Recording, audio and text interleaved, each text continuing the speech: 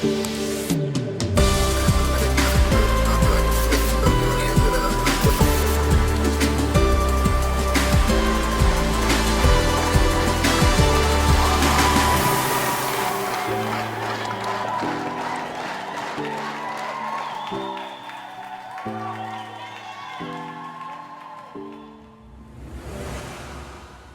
afternoon, everybody, and welcome to the last session of our afternoon sessions for day 18. My name is Julia Steele, the creator and host.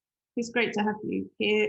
We're going to talk about diversity and inclusion in this session, and with the wonderful Caroline LaRose. She's putting humanity into the heart of D&I initiatives. Caroline has had many lived experiences despite an increasing number of D&I initiatives or policies put in place by numerous organisations. It's become clear to Caroline that systemic racism in the workplace is a real thing that needs to be dismantled. She was born and bred in Mauritius, a multicultural island in the Indian Ocean where being a person of colour is the norm. She left for greener pastures when she was 24 and started a career in Sydney in a white industry, public relations. Fast forward 13 years, she's a woman of colour in a leadership position in still in a dominant white affluent industry. Anchored in compelling storytelling, Caroline wants to spark debate on why she thinks corporate D&I initiatives are failing people from minority groups by leaving out the fundamental human element.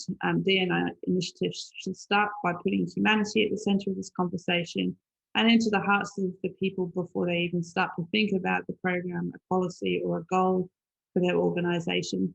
The future of work is not about globalisation or digitalisation. It's also about creating diverse, inclusive and truly healthy workplaces for all. And Caroline, we just had a great session with Mel Keffel, who talked about the importance of connecting human to human. And I can't think of a better way to sort of set that conversation than to come into yours now and actually about the importance of putting humanity at the heart of diversity and inclusion. So I'm going to hand over to you. And thanks for contributing the session to VID. No, thank you so much, Julia, for the introduction, and thank you for having me. Also, before I jump into, my session today, I just want to take a minute to do the acknowledgement of the country on which I stand today. And I know we're joining from different parts of Australia and different parts of the world, so I would like to invite you, wherever you are, to take a moment as well to pay your respect and acknowledge the land that you're currently on.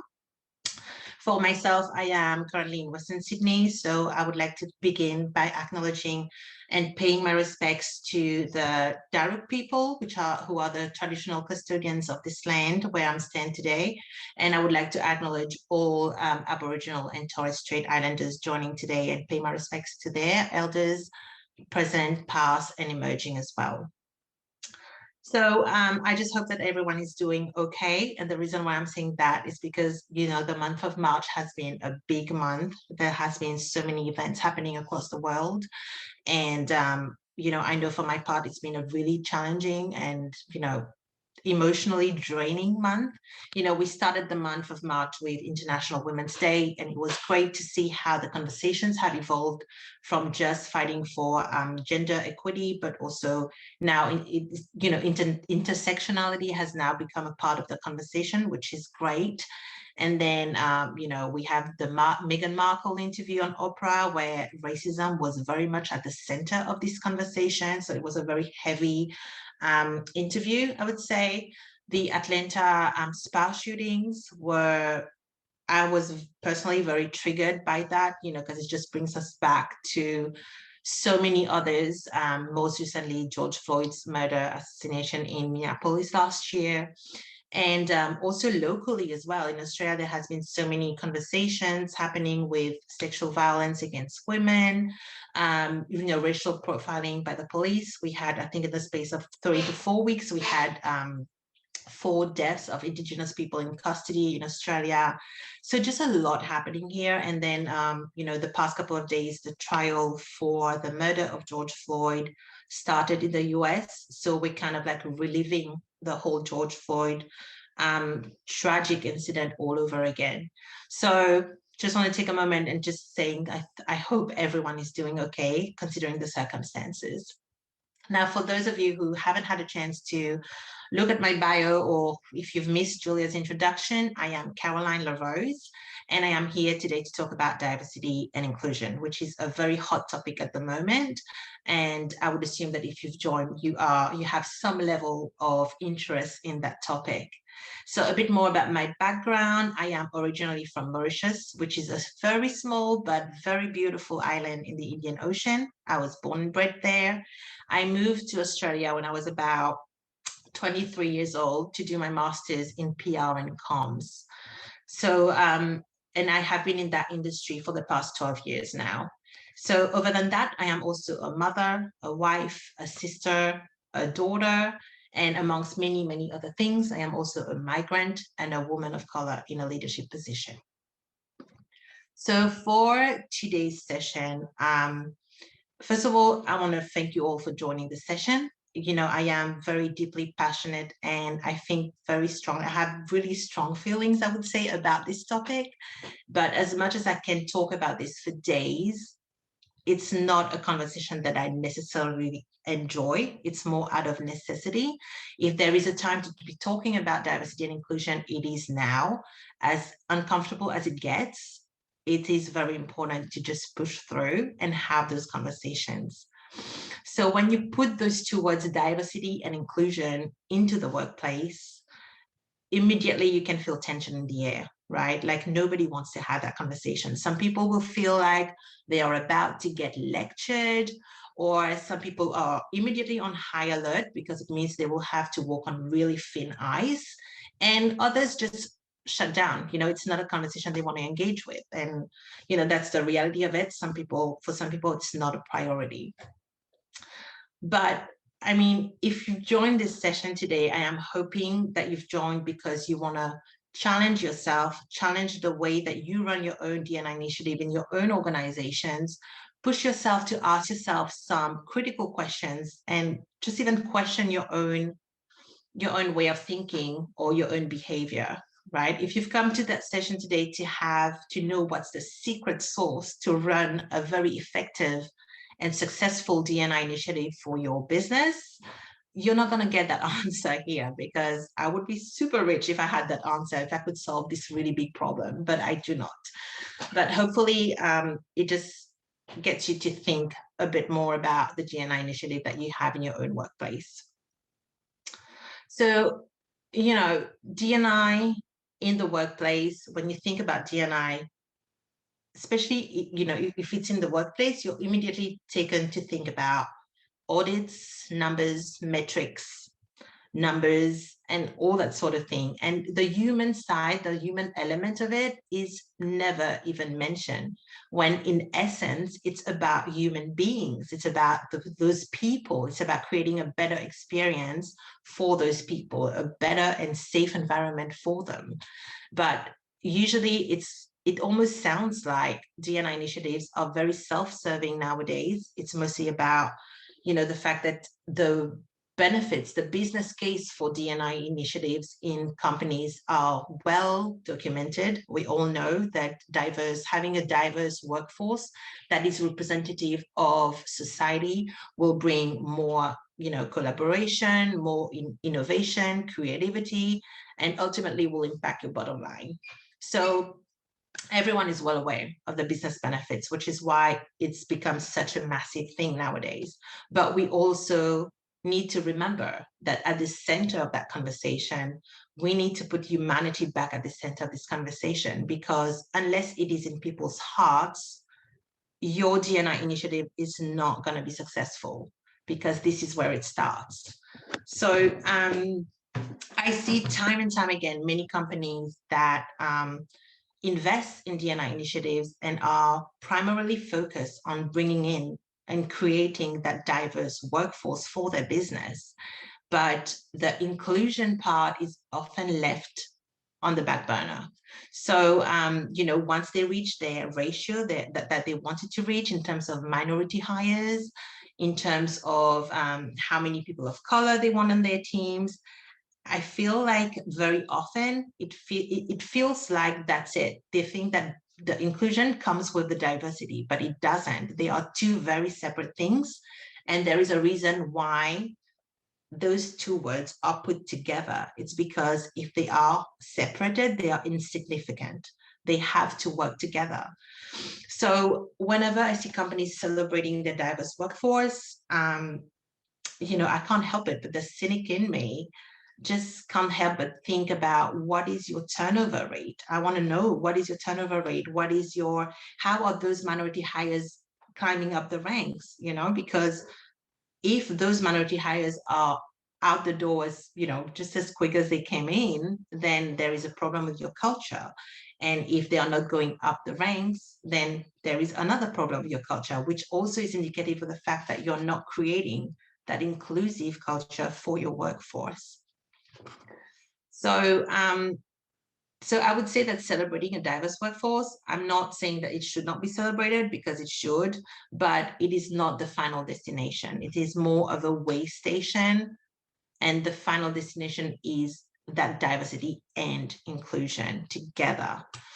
So let's just pause for a moment and think about, what does diversity without inclusion, what does that look like? I know we're still striving to have more diversity in our teams, which is great, but it is becoming increasingly common now that most companies have a diverse workforce of some sort, right?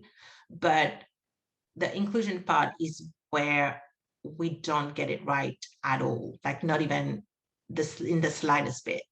So if we think about what is diversity without inclusion, what that means is that you're not creating a safe workplace for those minority hires that you just hired, right? Because in order to unlock the full potential of diversity, in order to get that creativity, that innovation, more profitability, the way to unlock that power of diversity is through inclusion. Just having diversity alone is not going to get you that.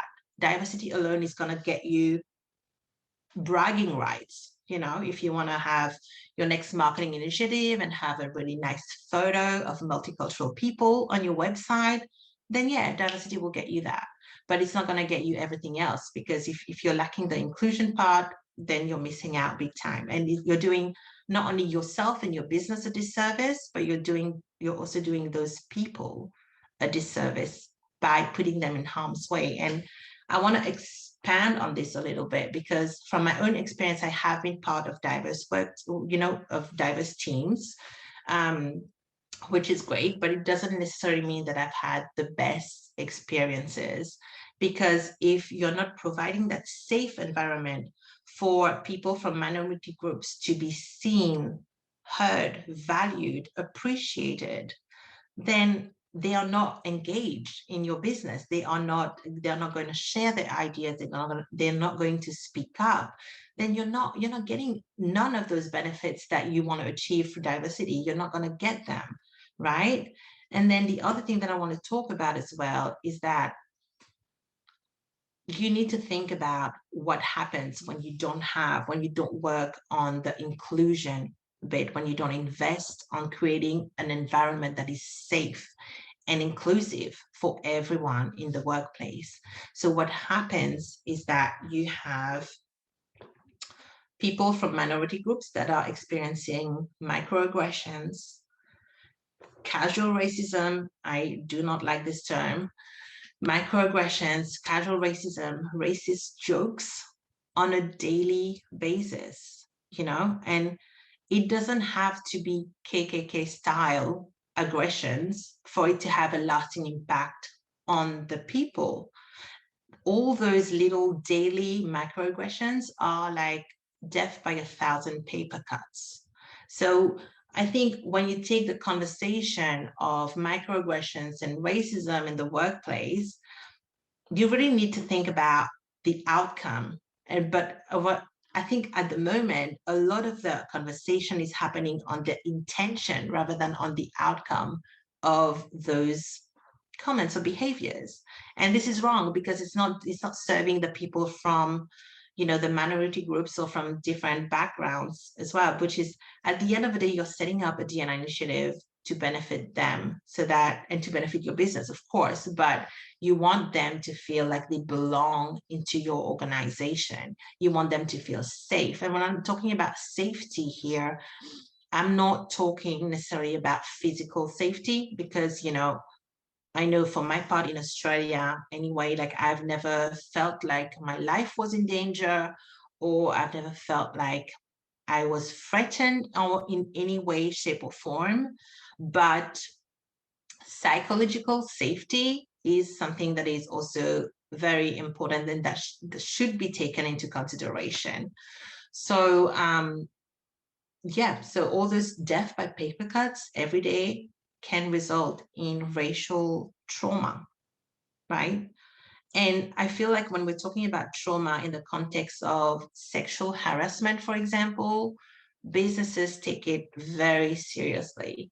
But when we're talking about racial trauma in the workplace, there is not much support there. You have nobody to turn to, and it's not treated as on the same scale as, for example, sexual harassment in the workplace. So that is something else to think about. If you want to have a D&I initiative or a D&I program or policy, whatever you want to call it, there needs to be that support system for the people from minority group to help them get through it, but also to educate the rest of the employees, the rest of the staff, about essentially how to treat people better, right? Because at the end of the day, this is what it comes down to. People, in order for you to get the most out of your employees, get them to be the most productive, engaged, involved, happy, just basically happy, you need to provide them with that environment, with that space as well. And the other thing that I found as well is that the way that companies handle microaggressions, for example, is tends to be quite dismissive, because they will say, oh, Caroline, maybe they were just, this is not what they meant, or it was just a joke. So it's very dismissive. So by doing that, by not having real consequences for putting people through that kind of trauma on a daily basis, you are providing a space and allowance for it to happen over and over again. And there are many companies out there that I know, even though they have the best intentions, it doesn't come across that way, because just by having a 1-hour training on unconscious bias is not going to take away bias. Like, we all have bias. I have unconscious bias. We all have it, right? But there are two different levels of biases. There is the personal bias and there is institutional bias. So I always feel like it's a bit hypocritical of companies to be doing a training to address personal bias, but they're not really looking at the institutional bias within their own companies, where it's embedded in their systems, their processes, the way that they promote people. And this, to me, is a lot more easier to fix than personal bias, because if you've really committed to D&I for your company, you really want to create an equitable workplace for all, you just need to be open to auditing your own processes and policies, and identifying those institutional biases and just take them out. So we don't hear a lot about that. We hear a lot about the unconscious bias training at a personal level. So that is another thing that is always a bit, interesting to me. I want to share some examples as well, just from my own examples, I guess, where having a D&I initiative doesn't necessarily mean that you're creating a safe space for people of minority group to have a voice or to have a say. So what I found is that, you cannot have a successful D&I initiative if you are not prepared to have those tough conversations and to just touch the elephant, because you cannot fix something if you're not fully aware of the impact that it has on your own workforce, on your own teams. And what I mean by that is that in one of my previous roles, I was part of the DEI, which is Diversity, Equity, and Inclusion Council. So it was a global agency where they had offices all across the world, and they set up this council and invited only people from minority groups could be part of that council, and we would join in I think once a month, we would get together, share experiences, and also just share what are our ideas on how can we improve things at that company at the time. And it was great, because you felt like you could have that open conversation with like-minded people, hear about their own experiences, and also we were learning a lot from each other. But it was happening very much in a vacuum, where as much as they tried to translate everything that we were sharing with, I want to say, the leadership team, there was no action resulting from it. And what I tried to do, because I was the only person from the Austrian team sitting on that council, DEI council, I wanted to bring it back to the team in Australia and share with them, but also provide a platform for us, for the Austrian team, to start to have those conversations. And while many people from the Australian team were very receptive to it, there was also resistance, and that's a reality of it. I was expecting it. We cannot expect everyone to be on board with a topic like this, but I think the minute where you cannot have the conversations about white supremacy, which is a system, but somehow people can feel like you're attacking them whenever you're talking about white supremacy. When you cannot talk freely and openly about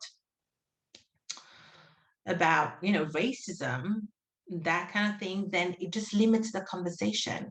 And you can't, the minute you're met with defensiveness or some eye rolls, it just shuts down the conversation. So I think what I mean by that is that if you're going to have a D&I initiative, give the power to the people from the minority group to freely express themselves and be open to facing, to confronting all of those impacts, all the impacts that certain things, certain actions and behavior can have on your people. Because you cannot fix something if you don't know what's the impact of it.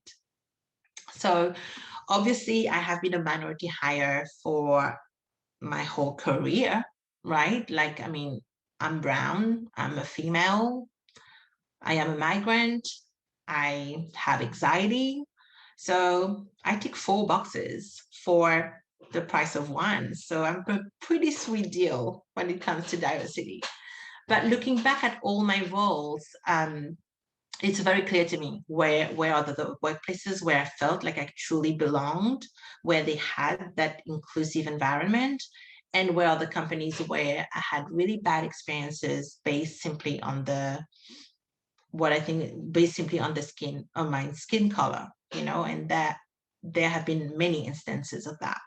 So when I came to Australia and I graduated with my master's degree in PR and communications, I was very proud of myself, right? Because I knew from a very early stage that I wanted to do PR. That was my dream career, right? Inspired by Samantha Jones from Sex and the City, but my life is nowhere near Samantha Jones. But I had a sense of pride. And then I scored myself an internship in a PR agency at the time, which again was a massive win for me, because even though it was not paid, it was still one foot in the door. So I just want you to put yourself in my shoes for a second and think about this 25-year-old who just graduated fresh out of uni, landing her first internship in her dream industry. And 2 months in, I was told by my line manager at the time that I am not cut out for this industry because it is a white industry. So, I am super proud that I proved her wrong today, but I'd be lying to say that comment didn't still sting to this day. And that's a reality for many people from minority groups, many people of color. These are comments that they have to face every day in, day out, and some have it a lot worse than me. I am aware of that. So how can we, how can we use a DNI initiative, a DNI policy, or DNI program to just be better people, right? To create a better environment for everybody. I like to think that human beings want to do the right thing, want to be, just good people. So we just need to dismantle that system where that is guided, that is, created by white supremacy in order to achieve that. So I think we need to touch the elephant in the room. We need to have, like, there is the leadership teams of every organization, every employer needs to hear those experiences firsthand from everyone that has been experiencing them at the expense of white supremacy.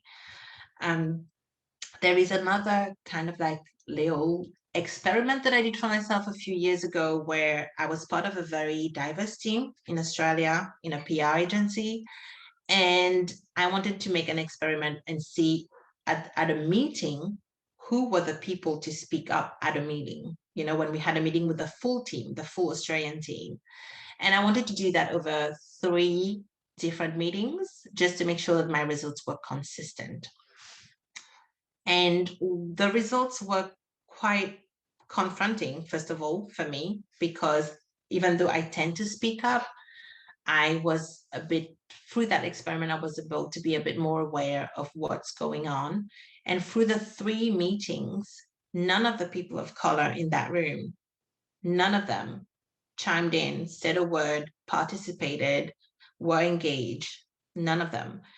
It was almost the same people that were leading the conversation, like participating and were engaged, but the people of color weren't saying a word. And that's not because of their levels, because we had people of color at different levels.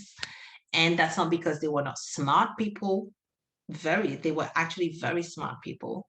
So when I did that exercise, I realized that we are not giving them a voice. We are not giving them a platform. We're not giving them an opportunity, right? So then I made a commitment to myself into the next meetings moving forward. I would always throw the ball to someone, a person of color, to give them the opportunity to chime in, to tell us what are their thoughts, to participate, but also to make them feel like, not just make them feel, but to make them know that they are valued, their opinion is valued, and we want them. We are seeking for them to participate and be engaged in the business.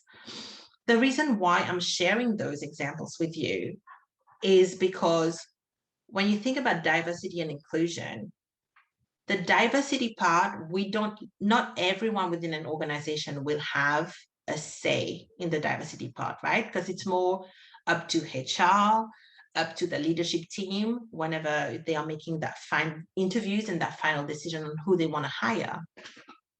But when it comes to inclusion, of course, there has to be a system, a structure in place to make sure that we are creating that inclusive workplace, I should say.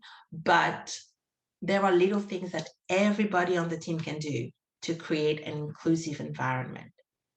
For example, like I just said, if you can just focus on 2 people from minority groups at every meeting and throw the ball to them and ask them a question, get them to participate, make them feel like they belong here. We want them here. They're not just a token hire, because I've been referred to as a token hire in the past as well. So I think all those little things is important, but for that to happen, it needs to start at the heart of people. If you're not getting that empathy from people about what a lack of diversity and inclusion does to those people, then you're not aware of it, and you cannot create that environment for them to just be, let alone thrive in their careers. So it's D&I has taken off a lot over the past 5 years. LinkedIn has reported a 76 or 71% increase in D&I roles across the world. And there's a reason for it. We're all seeing, it's all well documented that there are business benefits to it. But I am yet to read about a company that gets it really right on all fronts. And what we find as well with those hires is that you're putting people of color or people from minority backgrounds into those roles. But what I fear is that it's now a lot of companies may think that now it's their problem to fix. So now we don't have to do anything. They fix it for us. But it doesn't work that way, because you need everyone to be on board, and you need everyone, especially the leadership team. It has to come from them. It has to flow down, trickle down from the leadership team of a business in order to find the empathy in every one of you, in order to create that workplace for everybody. Only then will you reap the benefits of a truly diverse workforce.